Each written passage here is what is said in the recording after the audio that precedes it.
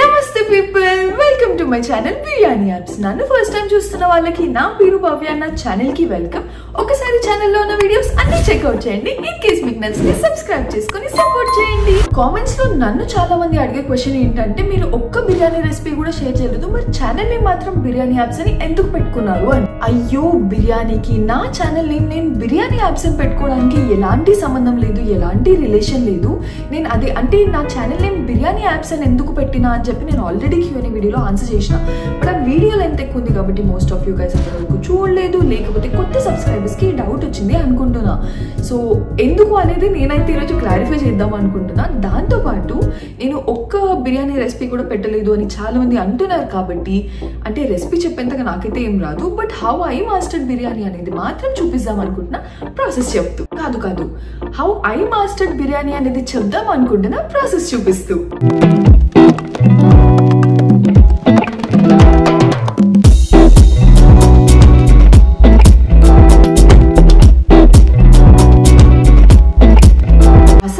Channel name biryani apps ఎందుకు అంటే, నేను ఛానల్ స్టార్ట్ చేసిన టైంలో నా హెల్త్ అండ్ ఫిట్నెస్ జర్నీ పైన నేను ఫోకస్డ్ ఉండి, యాక్చువల్లీ నేను కాంటెంట్ కూడా దాని రిలేటెడ్ షేర్ చేద్దామని చెప్పి యూట్యూబ్లో ఛానల్ ఇంకా ఇన్స్టాగ్రామ్లో అకౌంట్ ఓపెన్ చేసినాను.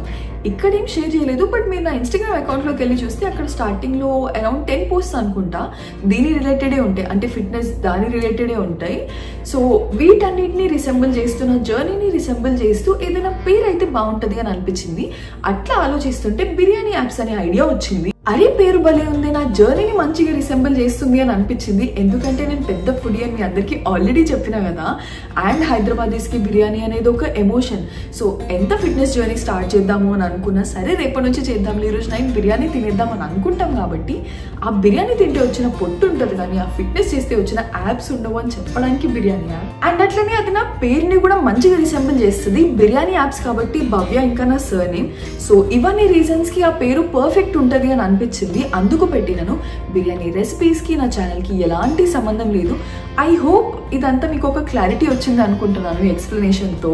ఇంకిప్పుడు నేను బిర్యానీ ప్రాసెస్ చూపిస్తాను, హౌ ఐ మాస్టర్డ్ బిర్యానీ అనేది చెప్తూ.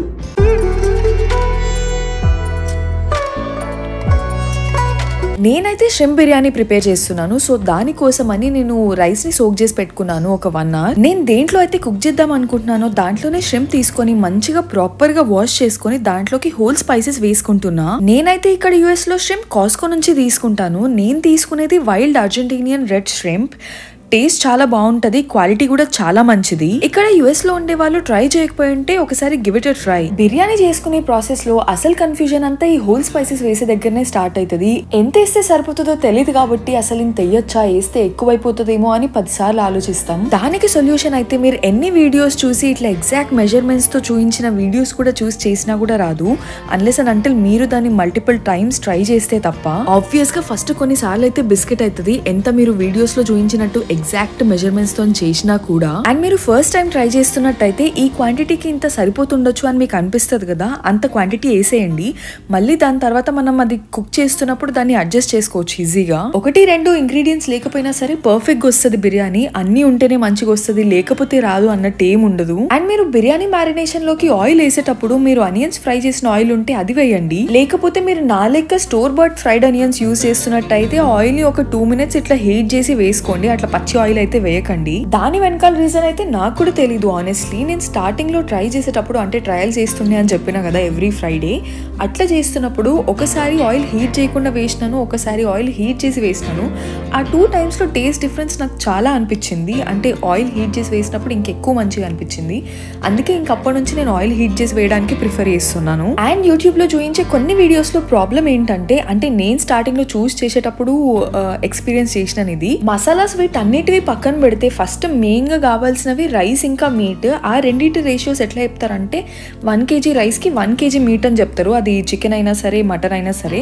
నేనే పర్టికులర్ గా కొన్ని వీడియోస్ లో అబ్జర్వ్ చేసినాను, అసలు ఎట్లా సరిపోతుంది ఆ క్వాంటిటీ నాకైతే అర్థమే కాదు. రైస్ ఎక్కువ అయిపోతుంది అండ్ పీసెస్ తక్కువ అయిపోతాయి. మంచిగా తినేటోళ్ళు ఉంటే మాత్రం అస్సలు సరిపోతుంది. సో ఇక్కడ నా సజెషన్ అయితే 1 kg మీట్ కి మీరు 500 to 600 grams రైస్ తీసుకుంటే సరిపోతుంది, అంటే అరౌండ్ 1/2 kg. అండ్ ఇంకొక టిప్ ఏంటంటే, మీరు దమ్ కి పెట్టే ముందు ఆ మీట్ ని మ్యారినేట్ చేసి ఉంచుతాం కదా, దాన్ని అట్లనే పెట్టేసేయకండి డైరెక్ట్ గా, దాన్ని కొంచెం కుక్ చేసి పెట్టండి. స్టార్టింగ్ మనం చేసేటప్పుడు టేస్ట్ ఎట్లా వస్తుంది అని పక్కన పెడితే అట్లీస్ట్ ఆ మీట్ 100% కుక్ అయి ఉంటుంది అనే గ్యారంటీ ఉంటుంది రాగ్ ఉండకుండా. ఇంకా వన్స్ మీకు కొంచెం దీంట్లో ప్రాక్టీస్ వచ్చేసి అంటే ఎంతసేపు పెడితే కుక్ అవుతుంది అనేది మీకు అర్థమైన తర్వాత మీరు అట్లా రా మ్యారినేట్ చేసి ఉంచిన మీట్ ని దమ్కి పెట్టేసుకోవచ్చు. అండ్ మ్యారినేట్ చేసి ఉంచిన దాన్ని కుక్ చేసుకోమన్నా కదా, అది ఎంతవరకు అంటే కంప్లీట్ గా కుక్ చేయొద్దు దాన్ని, అందులోంచి రిలీజ్ అయిన వాటర్ ఎవాపరేట్ అయ్యి మంచిగా ఒక థిక్ గ్రేవీ లాగా అవుతుంది అనేంత వరకు కుక్ చేస్తే సరిపోతుంది. అది మీరు కుక్ చేసేటప్పుడు చూస్తుంటే అర్థమవుతుంది కన్సిస్టెన్సీ వాటరీ ఉందా లేదంటే థిక్ ఉందా అని. దాన్ని థిక్ అయ్యేంత వరకు ఉంచి ఆఫ్ చేసేసుకుంటే సరిపోతుంది. ఇంకా రైస్ విషయానికి వచ్చేస్తే ఎంతసేపు కుక్ చేయాలి అండ్ దాన్ని ఎట్లా లేయర్ చేయాలి అనే దానికి 60% కుక్ అయింది, దాని తర్వాత 70% కుక్ అయింది,